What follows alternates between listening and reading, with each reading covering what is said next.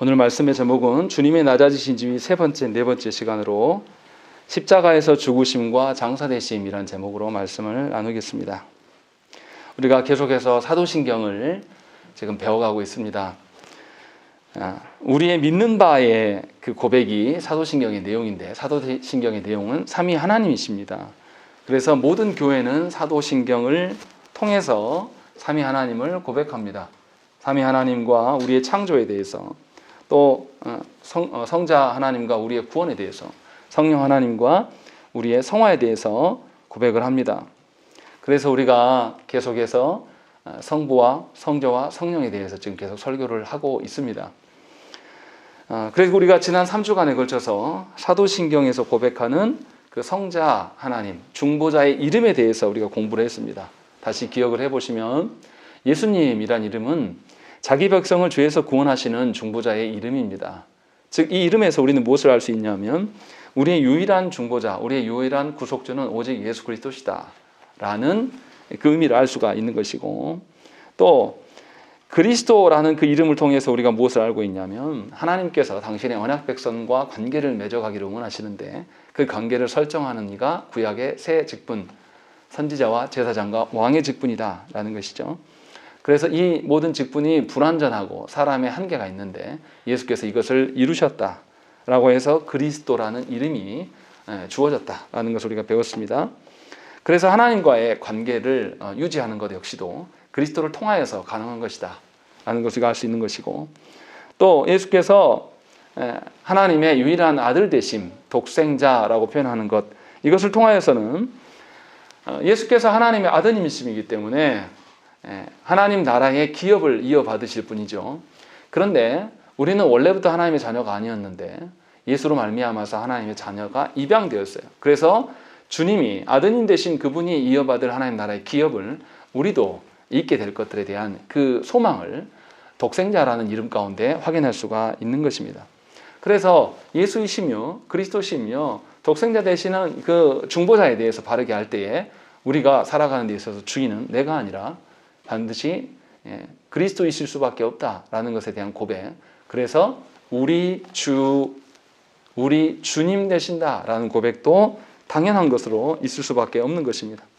그렇게 해서 이름을 통하여서 주님이 우리에게 어떠한 존재가 되어주시는가를 분명하게 밝혀주십니다. 그리고 주님은 우리의 구원을 위하여서 자신의 지위를 포기하셨어요. 그래서 지위가 항상 하나님이셔서 어느 누구도 탈취할 수 없는 그 지위에 계셨음에도 불구하고 스스로 낮아지심의 그 절차를 겪으셨고, 또 낮아지심으로 인하여서 성부께서 그를 높이심, 그래서 그리스도의 낮아지심과 높이심에 대한 지위가 있습니다. 그래서 중보자께서 우리를 위해서 낮아지심을 4단계로 설명을 합니다. 먼저 성육신을 입고, 육신을 입고 이 땅에 오심, 이 성육신의 사건을 이야기를 하는 것이고, 또 이 성육신의 낮아지심의 과정을 통해서 주님이 무엇이냐면 자발적으로 우리를 사랑하시기에 자발적으로 성부의 뜻을 존중하시면서 순종하셨다라는 것을 우리가 알 수가 있는 것이죠. 그리고 주님이 이 땅 가운데서 받으신 고난, 이 고난이라는 것은 감히 하나님이신데 그 하나님이셨던 그분이 사람으로서 공생의 삶을 사셨다라는 것입니다. 그리고 그가 당하신 고난은 육신의 어떠함만이 아니라 영혼의 어떠함까지도 포함한 영육간의 전 존재적인 고난이고, 이것이 성부 하나님으로부터 진노를 받는 고난이었다라는 것을 계속해서 우리가 배웠습니다. 우리 중에는 이러한 하나님으로부터의 버림받음, 이런 진노를 받아본 사람이 아무도 없습니다. 성부께서 내리시는 그 진노 앞에서 견딜 수 있는 사람이 아무도 없기 때문에 예수께서 다 감당하셨습니다. 그런데도 우리는 우리의 육적인 고난을 마치 아주 거대한 것인 양 부풀리고, 또 그것으로 인하여서 주님을 배반할 때도 있고 하나님과 무관한 삶을 살 때가 참 많습니다. 그러나 예수께서, 중보자께서 당하신 그 고난의 의미를 조금만 우리가 이해한다면 주님을 배반할 수가 없는 것이죠. 원래 우리가 받았어야 될 그 고난을 주께서 모두 다 감당하셨기 때문에 주님의 고난 당하심의 참된 의미를 아는 것은 매우 중요합니다. 그럼에도 불구하고 우리가 모름에도 불구하고 주님은 그 일들을 다 감당하셔서 우리에게 죄를 해결하시고, 또 주님은 우리의 죄를 감당하셨기 때문에 공적인 죄인으로 판결을 받으실 수밖에 없었고, 또 판결을 받으셨기 때문에 당연히 죄인으로서의 형벌을 감당하셨다라는 것을 우리가 배웠습니다. 그렇기 때문에 우리 중에서는 구원이라고 이야기할 때 그 구원은 예수 그리스도를 통하지 않고서는 구원을 말할 수가 없습니다. 어떤 이들은 교회 안에서 그리스도를 배제한 채로 살아가는 이들이 많습니다.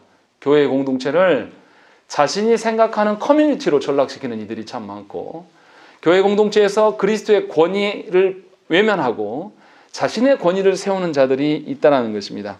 그러나 이는 하나님과 무관한 자이며 하나님의 진노의 대상이 될 수밖에 없음을 저와 여러분들이 분명히 기억하셔야 돼요. 그래서 중보자에 대한 바른 이해가 없으면 우리의 삶의 양태들, 우리의 삶의 태도들도 아주 교만할 수밖에 없는 것이고, 더더욱 자기 중심적이고 자기가 경험한 바를 근거로 모든 것을 이해하려고 하는 그런 아집 속에 살아갈 수밖에 없다는 것을 계속 예수 그리스도를 통해서 우리가 알 수가 있다는 것입니다. 그러니까 주님의 고난당하심이 여러분들에게 가치가 있다라고 느껴지는 사람만이 주께서 베푸신 구원의 의미를 바르게 알 수가 있는 것입니다. 주님의 고난당하심이 단지 육신의 어떠한 것으로 생각하고 아니면은 인간적인 연민으로 바라보는 분들이 교회 안에 참 많습니다. 그러나 연민할 수가 없어요. 성부로부터 진노를 우리가 받아본 적이 있습니까? 성부로부터 버림받은 적이 우리는 한 번도 없어요. 그래서 예수님께서 당하신 고난을 우리가 연민의 마음으로 볼 수 없습니다. 우리는 경험해본 적이 없어서 뭔지를 몰라요.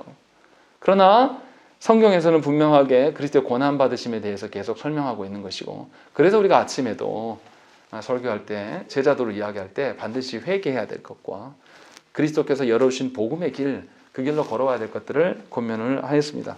이제 오늘 우리가 더 생각해 봐야 될 문제는 주께서 십자가에서 죽으심, 이 의미가 무엇인가를 아는 것과, 또 하나는 하나님 되신 그분이 장사되셨다라는 의미는 무엇인가를 바르게 이해를 해야 됩니다. 우리가 교회 안에 있기 때문에 너무나 자주 들어왔던 십자가에서 죽으시고 장사되셨다, 이 말을 아주 우습게 여기는 경향이 있습니다. 그러나 거기에는 놀라운 의미가 숨겨져 있습니다. 이것을 바르게 이해해야 될 필요가 있다는 것입니다. 그래서 먼저 우리가 십자가의 못 박히심에 대해서 한번 생각을 해봐야 됩니다. 십자가의 못 박히심에 대해서 언급하는 것이 39문, 40문, 42문, 43문에 나와 있습니다. 이렇게 4개 문을 한꺼번에 이제 계속 설명을 할 것입니다. 예수께서 십자가의 못 박히심의 의미는 다른 형벌과는 의미가 전혀 다릅니다. 이스라엘에서 사형집행을 할 때 주로 어떤 방식을 택합니까? 일반적인 사형집행을 할 때 구약 성경에서 잘 생각을 해보세요. 누가 범죄하였다 그러면 어떻게 합니까? 돌로 쳐 죽이는 것이 일반적이에요. 그런데 특별한 경우가 있습니다. 돌로 쳐 죽임의 의미는 무엇인가를 잘 생각을 해봐야 돼요. 돌로 쳐 죽임의 의미는 여러 가지가 있어요. 먼저는 이 죄악에 대해서 공동체 전체가 책임을 묻는 거예요. 그래서 심판주로 다 그 앞에 서는 거예요. 돌로 쳐 죽이면서 그 사람의 죄를 보면서 자기 죄가 있는 사람은 어떻게 하겠습니까? 회개하겠죠. 회개할 수밖에 없습니다. 그래서 그 돌로 쳐 죽임에 참여케 하는 것이고, 그러니까 공동체 전체를 보호하는 거죠. 또 다른 측면은 뭐냐면 우리가 이 영혼을 돌로 쳐 죽인다고 해서 이 죽은 사람의 육신만에 대해서 처벌할 수 있지만 영혼에 대해서 처벌할 수 있습니까? 없습니까? 없습니다.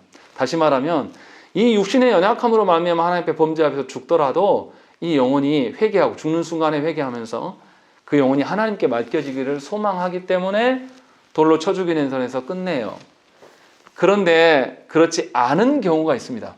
완전히 하나님의 언약 공동체에서 끊어내는 방법이 뭐냐면 그를 돌로 쳐 죽인 다음에 나무에 매달아놔요. 그래서 성경에서 나무에 매달린 자는 뭐라고 되어 있습니까? 하나님의 진노를 받을 자이다, 이렇게 표현하는 거예요. 무슨 말이냐면 이 사람의 본이 육신만이 아니라 영혼까지도 하나님의 진노 가운데 있어야 될 자예요.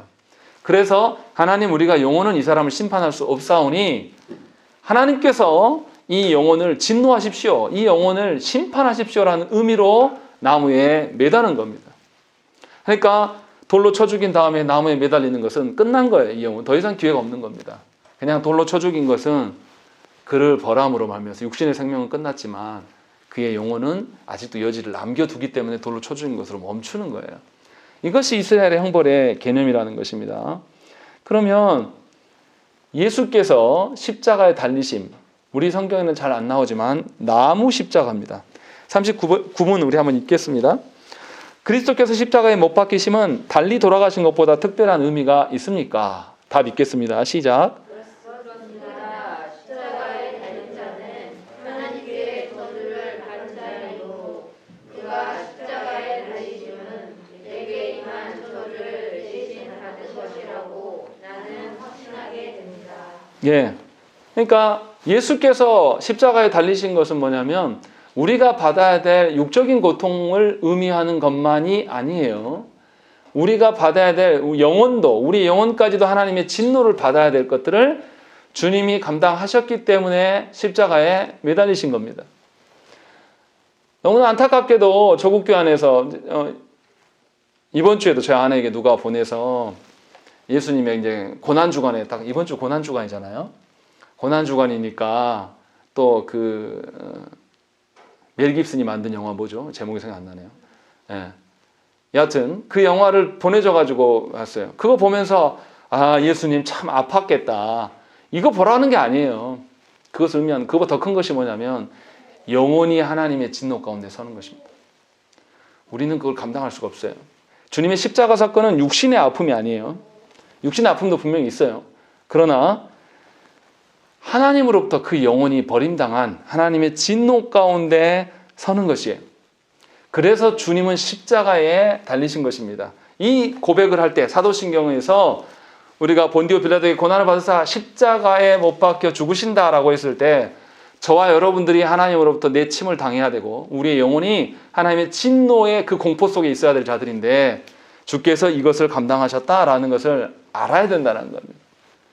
우리의 죄를 육신의 어떠한 몇 가지로 뭔가 퉁칠 수 있냐? 그런 게 아니란 말이에요.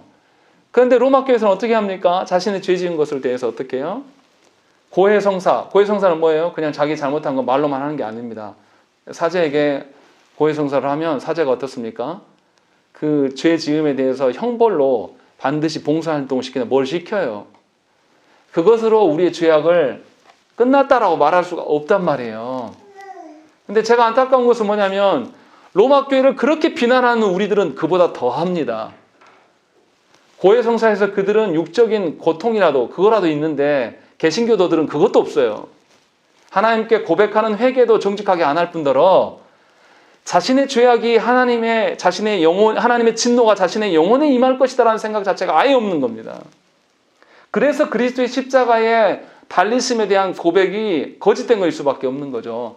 그런 점에서 우리가 사도신경을 암송할 때에 주께서 십자가에 달리셨다라고 했을 때 우리가 하나님의 진노로 인하여서 우리의 영혼이 그 가운데 있어야 될 것들을 주님이 대신 행하셨다라는 것을 인정할 줄 알아야 돼요. 그러니까 여러분들의 지적인 부분이나 정서적인 부분이나 의지적인 부분이 원래 하나님의 진노 가운데 있으면 새로워질 수가 없고 기뻐할 수가 없어요. 그런데 예수께서 그 영혼의 진노를 감당하셨기 때문에 우리가 그것에 근거하여서 자유롭게 지금 존재하는 거예요. 그래서 심지어 우리가 하나님을 원망할 수도 있는 겁니다. 더 쉽게 이야기하면 어떤 거냐면 지금 이제 문재인 대통령 임기가 한 달도 안 남았잖아요. 지금 언론들이 어떻습니까? 우리나라 언론들은 이상해요. 진보 세력이 정치를 잡으면은 별 말도 다 해요. 근데 보수 세력이 정치를 잡으면 그때부터 그 보수 정치권들을 찬양하느라고 정신이 없는 거죠. 그래서 언론 자유도 이야기할 때 어떻습니까? 진보 대통령이나 되니까 언론이 저렇게 마음대로 말하지. 보수 대통령 되면 못한다. 이런 이야기를 해요. 제가 무슨 말을 하려고 하는 거냐면 정말로 우리에게 자유를 주신 분 앞에 있기 때문에 우리의 영혼이 하나님을 향하여서 원망도 하고 하나님 앞에 대해서 너무 힘들어 괴로워해서 하면서 하나님께 한탄할 수도 있다는 거예요. 그래서 여러분들이 죄 짓는 자유까지도 있는 거예요. 그것이 예수님의 십자가 사건 가운데 있다라는 거죠. 그 의미를 알라라는 거예요. 우리가 얼마나 교만하여서 원래부터 우리가 하나님의 앞에서 하나님을 향하여서 원망하고 하나님을 저주하기도 하고 또 하나님 앞에서 한탄하고 우리의 그 탄원을 하나님께 제출할 수 있는 것처럼 생각한단 말이에요. 많은 사람들이. 그러나 그것은 예수께서 십자가에 달리셨기에 그 예수께서 이루신 것으로 인하여서 우리에게 자유가 주어졌기 때문에 가능한 것입니다. 그것을 알고서 하나님을 원망해도 원망하라는 거예요. 안다면 원망할 수 없겠죠. 하나님께서 얼마나 나를 위해서 참아주신가를 알게 되는 것이고, 내가 내 영혼이 하나님의 진노로부터 자유한 것보다 더 큰 기쁨은 없어요. 이것을 안다라면 내 육신의 어떠한 불편함과 내 육신의 어떠함의 그 두려움으로 인하여서 하나님을 원망할 수 있겠습니까? 그건 불가능한 겁니다. 주님의 고난당하심을 바르게 알면, 십자가의 사건을 이해한다면 그 점에서 우리가 알아야 되는 것이고, 또 주님이 십자가에서 고난당하심은 또 다른 측면, 하나님의 성부의 측면에서 한번 생각을 해봐야 돼요. 그게 뭐가 있냐면 하나님의 공의와 하나님의 말씀하시는 진리가 진리되는 것, 진짜임을 증명하는 거예요. 그래서 보시면 40문 봐보세요. 그리스도는 왜 죽으시기까지 낮아져야 했습니까? 답이 있겠습니다. 답 시작. 하나님의 공의와 진리 때문에 우리의 죄값을 하나님의 아들의 죽음 이외에는 달리 치를 길이 없습니다. 예, 분명하게 예수의 십자가상의 사건은 하나님의 공의와 하나님의 진리와도 연계되어 있는 사건이다, 이렇게 고백하고 있는 것입니다. 무슨 말이냐면 우리가 하나님 앞에 범죄했기 때문에 정령 죽어야 돼, 반드시 죽어야 된다고 하나님은 말씀하셨습니다. 그래서 죄인인 인간이 다른 누군가를 위해서 죽을 수 없기 때문에 죄 없으시고 또 영원한 하나님의 진노를 감당하실 만한 그분이 사람이 되셔서 성육신 하셔서 하나님의 말씀대로 실현한 사건이 바로 십자가상의 사건이에요. 그러니까 말씀대로 되는 것, 하나님 말씀하신 대로 되는 거다라는 것을 아는 것이 뭐냐면 십자가를 아는 겁니다. 그리고 그리스도인들에게 하나님의 공의와 정의를 말할 때 가장 공의와 정의의 가장 큰 증거는 뭐냐면 십자가예요. 돌려서 이야기하면 십자가에서 이 땅에 어떠한 공의와 정의보다 더 확실한 공의와 정의를 맛본, 십자가에서 그것을 맛본 그리스도인들이 어떻게 세상 속에서 불의함과 타협하면서 살아갈 수가 있습니까? 성부의 그 공의를 존중하면서 그것을 지켜내기 위해서 주께서 그렇게 십자가에서 달리셨음을 경험하고 그것을 고백하는 인간이 어떻게 불의한 자들 앞에 가서 사람을 위한 예배를 할 수 있습니까? 그거는 성도가 아니에요. 불의한 현실을 보면서도 눈 감으면서 아이고 내가 직장생활 하면 어쩔 수가 없어. 아이고 내가 돈벌이하고 살려가면은 그건 눈 감고 살아야지. 목사님 안 해봐서 저래. 이렇게 말할 수 있습니까? 저한테 공의 이야기할 필요가 없어요. 하나님의 공의가 우리 가운데 그렇게 세워져 있기 때문에 우리가 신자로 살아가는 겁니다. 그러니까 기가 막힐 노릇인 것이죠. 예수께서 이렇게 하나님의 공의와 하나님의 말씀의 진리 되심을 스스로 입증하셨는데 그것으로 우리가 구원받았는데 구원받은 인간들이 하는 짓이 뭐냐면 세상에 불의하고 부정한 사람들하고 결탁하면서 그들의 힘이 너무 좋으니까 그들이 원하는 말 해주면서 그들이 하나님 보내신 지도자라고 찬양하면서 어떻게 이럴 수 있냐고요. 어떻게 그러면서 그가 십자가에서 고난당하신 주님을 고백할 수 있냐 이거죠. 그럴 수 없다라는 거죠. 둘 중에 하나예요. 아예 모르든가 아니면 알면서도 부인하는 거예요.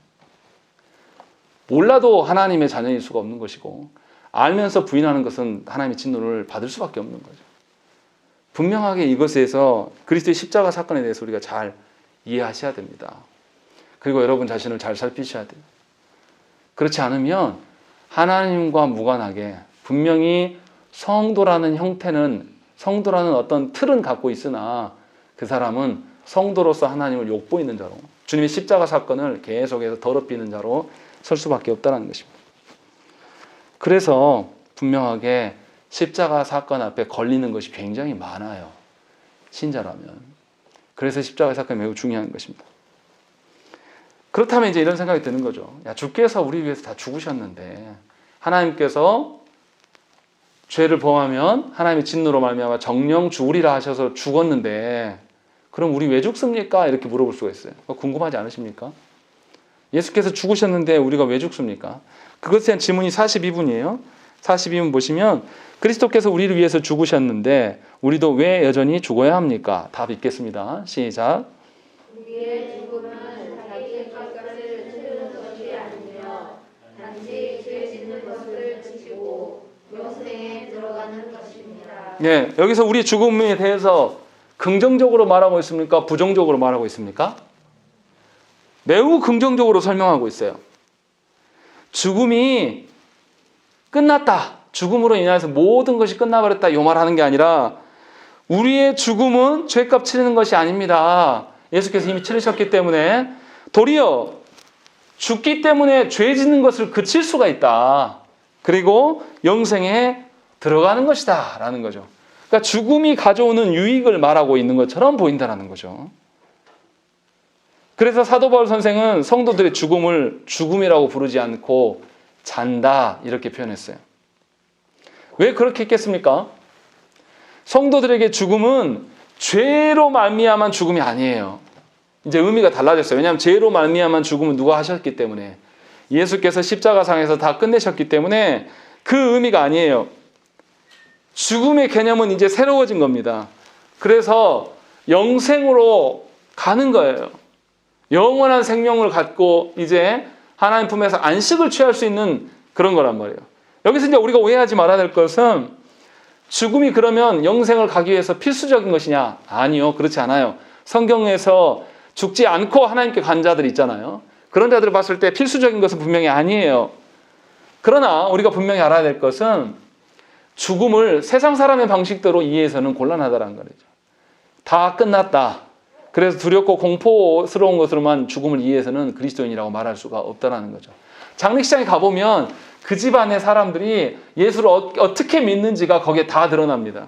세상 사람들의 그 장례 절차에는요, 이제 마지막이기 때문에 뭘 하냐면 그 인도자가 의식적으로 시켜요. 저도 정확하게는 잘 절차를 모르는데 예를 들면 관이 나갈 때 차에다가 관 딱 걸쳐놓고 우르라고 합니다. 이제 저승길 가니까 이제 끝이니까 우르라 그래요. 그럼 거기 붙잡고 관에서 뒤지게 울어요. 그리고 딱 절차 끝나면 또 안 울어요. 이게 지금 뭐 하는 건지 저는 잘 이해가 안 되더라고요.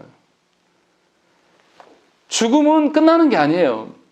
죽음은 그에게 이제 진정한 안식으로 들어간 거예요. 전에는 죄로 말미암아, 지금 우리 그러지 않습니까? 우리가 죄를 짓고 살아가는데 내 죄를 목사가 설교를 통해서 지적하면 굉장히 부끄럽고 고되고 마음이 괴로워요. 그런데 이 싸움을 우리가 계속해 나갈 필요가 없는 거예요.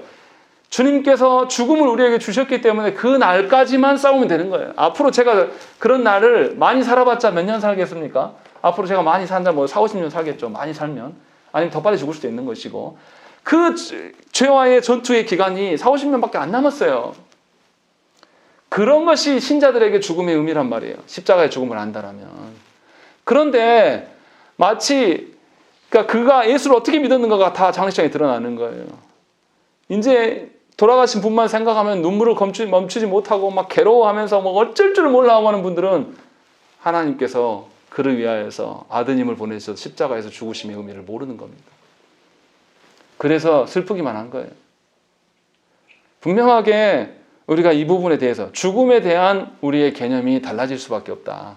분명하게 죄와 싸우는 그 고통과 그 분투와 노력이 이제 멈춰지는 것이고 그로 말미암아서 안식 가운데 들어가는 것, 이것이 신자에게 주어진 죽음이라는 거죠. 생각을 해보세요. 만약에 우리가 죽음이 없다고 생각을 해보세요. 그러면 우리 언제까지 싸워야 됩니까? 언제까지 싸워야 돼요? 언제까지요? 예수님 다시 오실 때까지 계속 전투하는 삶을 살아야 돼요. 여러분 안 힘드십니까? 힘들잖아요. 죄와 안 싸우면 안 힘들어요.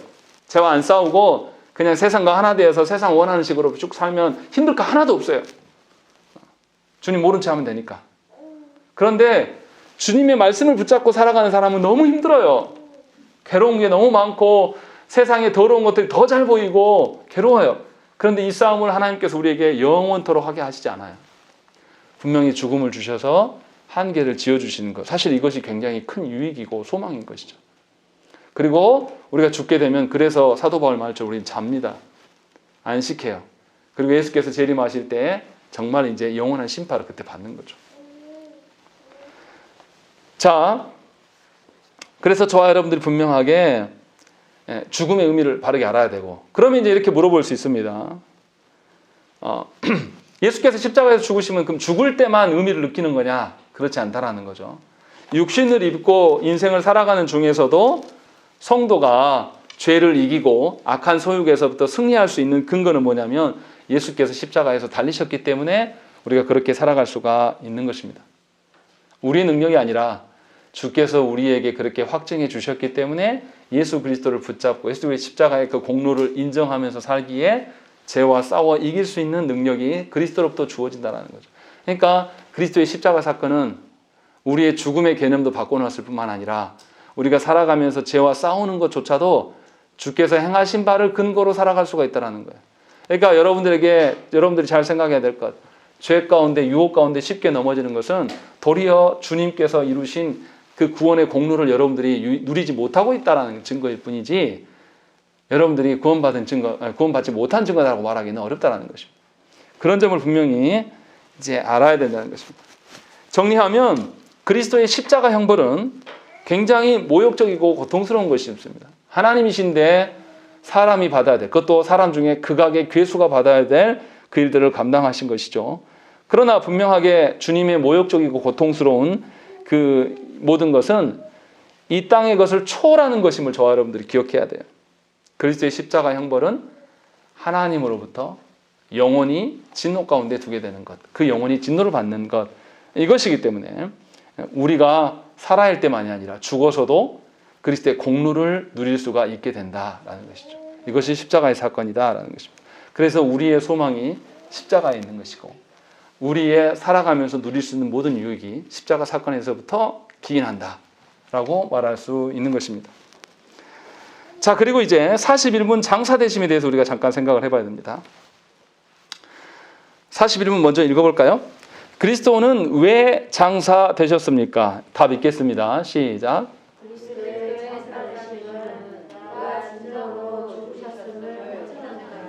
예, 사도신경에서 왜 주님의 장사를 고백합니까? 역사적으로 예수님께서 실제로 죽으심에 대해서 확실히 확고해 주는 거예요. 왜 이렇게 하냐면 역사 가운데 예수님의 죽으심에 대해서 부인하는 자들이 있었습니다. 그래서 예수님이 뭐 했다고 보냐면 십자가 고통이 너무 커서 기절했다. 기절했다가 3일 후 아침에 깨어난 것이지 부활한 것은 아니야 라고 주장하는 사람들이 교회 역사 가운데 늘 있었습니다. 지금도 있어요. 그러나 분명히 예수님이 죽으셨음을 성경은 증언하고 있고 예수님이 죽으심을 시신을 지키고 섰었고 이런 것에 대해서 증거들이 다 있다는 것입니다. 만약에 예수께서 죽지 않고 기절하셨다면 우리의 죄값이 여전히 남아있는 거죠. 우리가 해결해야 될 부분이 너무나 많다는 거죠. 장사되심은 예수님의 죽으심을 증명하는 것만이 아니라 예수님의 죽으심을 증명해 주는 것도 있지만 거기서 더 나아가는 것이 뭐냐면 사람은 죽어서 흙이나 흙으로 돌아가야 됨을 보여줍니다. 무슨 말이냐면 하나님이신 그분이 참 사람으로 오셔서 사람의 대표로 십자가에 달리셨기 때문에 주님은 그럴 필요가 없으심에도 불구하고 모든 사람이 죄로 말미암아 죽고 흙으로 돌아가는 그 과정을 견디셨다라는 거죠. 하나님이신 부분이 장사될 필요가 뭐가 있습니까? 죽지 않으시는데. 그런데도 주님은 우리의 죄악을 감당하시기 위하여서 그 죽음의 자리로 낮아지시고 순종하신 것입니다. 그러셨기 때문에 장사되신 것이에요. 우리식으로 표현이 조금 제 비유가 적당하지는 않을 겁니다. 그런데 제가 구더기를 사랑해서 구더기에서 그냥 죽어주는 것만이 아니라 구더기가 원하는 장례 발표 방식으로 제가 그 똥 속에 들어 누워 있었다고 생각을 해요. 얼마나 수치입니까? 그런 방식으로 주님이 감당하신 거예요. 그러니까 주님의 장사되심은 두 가지 의미가 있죠. 첫째는 주께서 정말로 죽으셨다라는 그런 것을 확인해 주는 것. 또 그리고 두 번째는 모든 사람이 죽어서 썩어짐의 자리까지 내려가는 것을 주께서 순종하셨다라는 것이죠. 그러니까 주께서 장사되심 앞에서 우리가 순종 못할 게 뭐가 있습니까? 주께서 성부의 뜻 앞에서 이렇게 이토록 순종하셨는데 우리가 감히 힘들다고 하나님 앞에 무엇인가 하실 수 있겠습니까? 분명하게 사도신경을 암송할 때에 이 부분에 대해서 분명히 생각을 해보셔야 됩니다. 자, 그리고 마지막으로 주께서 음부에 내려가셨다라는, 죽은 자 가운데서 살아나셨다.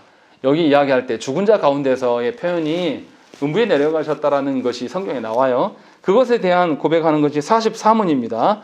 자, 읽겠습니다. 음부에 내려가셨으며 라는 말이 왜 덧붙여져 있습니까? 답 읽겠습니다. 시작. 내가 큰 고통과 중대한 시험을 당하게 되고 나의 주 예수 그리스도께서 나를 지옥의 두려움과 고통으로부터 구원하셨음을 확신하고 거기에서 풍성한 유익을 얻도록 하기 위함입니다. 그분은 그의 모든 고난을 통하여 특히 십자가에서 말할 수 없는 두려움과 아픔과 공포와 지옥의 고통을 친히 당하셔서 나의 구원을 이루셨습니다. 예, 성경에 보면 베드로전서 3장 19절과 20절 말씀에 보면 주께서 음부에 내려가셔서 복음을 증언했다라는 표현들이 나타나요. 그래서 이것 때문에 많은 교회 역사 가운데 논란이 있었습니다. 어떻게 하나님이신 그분이 지옥에 갈 수 있냐라는 것에 대해서 진짜 갔냐 안 갔냐 라는 것으로 계속 논박이 있었습니다. 로마 교회는 예수께서 죽으신 이후에 구약의 성도들을 조상들의 림보로부터, 지옥 말고 림보요, 림보에서 구원하시기 위하여서 지옥에 내려가셨다라고 가르쳐 왔습니다. 그러니까 주님이 지옥에 갈 수 있다라고 이렇게 가르친 거죠. 또 루터파는 주님이 지옥에 가셨는데 뭐라고 하셨냐면 구원하러 가신 게 아니라 승리하셨음을 선언하려고 그곳에 가셨다라고 이렇게 이야기를 해왔어요. 근데 우리는 이것과 개념이 약간 달라요. 루터파의 말도 틀린 말은 아닌 것 같아요. 그런데 지옥의 고통을 어디서 받으셨습니까, 주님이? 지옥에 가셔야 받으실 수 있습니까? 지옥에 간 자들보다 더 큰 고통을 주님이 어디서 받으셨어요? 십자가에서 이미 받으셨습니다. 그러니까 주께서 음부에 내려가셨다라는 의미는 어떤 거냐면 음부의 고통을 십자가에서 이미 당하셨다. 그로 말미암아서 우리가 받아야 될 모든 것을 주님이 스스로 다 해결하셨다라고 보는 것이 합당하는 것이 칼빈의 생각이고 우리의 개혁주의 노선의 우리의 생각들입니다. 그래서 예수께서 당하신 고통이 지옥의 고통보다 훨씬 큰 것이고 그 사건의 현장이 바로 십자가이며 그로 말미암아 하나님으로부터 버림을 받으신 하나님의 진노를 받으셨기 때문에 그곳이 지옥보다 더한 곳이 아니냐. 즉 우리가 지옥에 가야 될 그 모든 문제들을 주님은 십자가에서 다 해결하셨다. 그래서 음부에 대한 언급들을 하고 있는 거다. 주님이 당하신 고통이 그러한 것이다 라는 것을 표현하기 위해서 이렇게 표현하는 것이다 라고 우리는 봅니다. 그리고 그렇게 믿어요. 그래서 주님의 십자가상의 고통이 훨씬 더 큰 것임을 우리가 알 수가 있는 겁니다. 그렇지 않고 주님이 로마 교회처럼 구약의 죽은 백성들을 위하여서 림보에 내려가서 주님이 다시 구원하면 성경의 말과 안 맞아요. 성경에서 보면 부자와 나사로 이야기가 나 있지 않습니까? 부자가 지옥에 가서 나사로한테 물 한 방울만 적셔서 떨궈주라니까 된다고 합니까? 안 된다고 합니까? 안 된다고 해요. 천국과 지옥 왔다 갔다 할 수 있는 거 아니다. 한 번 가면 끝이야. 그러니까 부자가 또 뭐 합니까? 나 다시 살게 해서 우리 형제들한테 알려달라고, 알려주게만 해주세요 라고 하니까 그것도 안 된다 그래요. 한 번 간 사람은 돌이킬 수가 없어요. 성경에서 그렇게 증언하고 있는데 누구든지 지옥에 갔다가 로마 교회에서 말한 것처럼 구약에서 안 믿고 죽은 사람들이 있는데 그 사람들이 지옥 간 게 아니라 림보에서 머물고 있는데 주님이 지옥에 내려가셔서 그들을 다시 끌고 올라오신다. 이런 거 없어요. 구원은 그런 게 아닙니다. 그런 점에서 저와 여러분들이 분명히 알아야 돼요. 개신교 안에서도 특히 이 합동교단 안에서 그렇게 설교하는 목사님들이 있습니다. 제가 실제로 들었어요. 죽은 조상들을 기도하면 하나님이 구원해 주신다. 그런 거 어디 있습니까? 없어요. 구원은 하나님과 나 1대1 관계예요. 대신 누가 해주는 이런 거 없습니다. 사람들 중에 어느 누구도 다른 사람을 위해서 할 수가 없어요. 오직 그리스도께서만 가능한 거예요. 그래서 그리스도를 믿으라고 하는 거예요. 그리스도만을 의지하고 그리스도만을 우리의 주님으로 여기라는 말이 바로 그 말이에요. 근데 우리는 어떻게 여기냐면 주님 알기를 아주 우습게 알고 주께서 이루신 십자가 사건들을 아주 가볍게 여깁니다. 그래서 이것이 너무 중대한 이야기다라는 걸 우리 자녀들에게 가르치는 것일 때 매우 더뎌요. 어렵다라고만 말하고 안 가르친단 말이에요. 다시 돌아와서 주님의 십자가 사건이 없고 주님의 장사지 대신 그 순종함이 없으셨다라면 우리 중에 구원받을 자가 아무것도 없어요. 반대로 이야기해 볼까요? 예를 들어서 지금 백신 우리가 맞으면 얼만큼 버팁니까? 뭐 한 4개월, 뭐 5개월 이렇게 이야기하는데 완치되는 백신이 있다고 해서 전혀 안 걸리는 백신. 그럼 여러분들 어떻게 하겠습니까? 무슨 수를 써서라도 여러분 전혀 맞힐 거 아닙니까? 구원은 육신의 그것만이 아니라니까요. 우리의 영혼의 문제까지도 다 감당하는 것이 그리스도의 십자가 사건이에요. 주님이 그것을 위해서 순종하셨단 말이에요. 그런데 어떻게 우리가 주님의 당하신 고난이 있는데도 우리 고난을 거기다 비교할 수 있냐 이 말이에요. 우리의 고통 정도를 주님의 고통과 비교하면서 아이고 나 힘들어 죽겠네. 하나님 왜 나한테 이렇게 하시나 이렇게 푸념할 수가 있냐 이 말이에요. 도리어 하나님 제가 죄와 싸우는 기간은 이 육신의 삶의 기간이니 이 육신의 삶 기간 동안에 저를 지켜달라고만 기도할 뿐이고 이 기간이 고통의 나날이 계속되더라도 끝이 있잖아요. 끝이 있음에 감사하면서 주 앞에 설 수 있는 것이 십자가의 사역을 아는 자들의 고백이 되어야 한다는 것입니다. 그래서 예수께서 죽으심에 대한 의미를 잘 생각을 해봐야 돼요. 예수께서 십자가에서 죽으시고 끝났으면 믿을 바가 없어요. 믿을 필요가 없어요. 그런데 주께서 죽으시고 어떻게 했습니까? 다시 부활하셨어요. 부활하셨다는 의미가 뭡니까? 사망을 이기셨어요. 사망의 권세에 붙잡혀 계시지 않고 사망을 죽이셨단 말이죠. 그런 분이기 때문에 우리에게 죽음의 의미가 달라지는 것이고 이제 우리는 주님의 고통을 주님의 그 순종하심이 우리에게 가치 있게 드러나게 된 것이에요. 그래서 사도신경의 고백은 사망이 결코 그리스도를 붙잡을 수가 없다라는 것을 전제하고 있고 그것을 확신시켜주는 것이 사도신경의 고백이 되어야 됩니다. 그래서 저와 여러분들이 사도신경의 고백, 나 자신의 고백들을 이야기할 때 정말로 주님이 지옥의 고통을 감수하면서 우리를 구원하셨음을 기억하시고 주님이 당하신 고통 앞에서 우리의 고통을 견주기보다는 겸손히 주께서 우리를 이끌어 주실 것이며 주의 십자가에서 우리의 소망을 바라볼 수 있는 은혜를 구하는 여러분이 되셔야 될 줄로 믿습니다. 함께 기도하시겠습니다.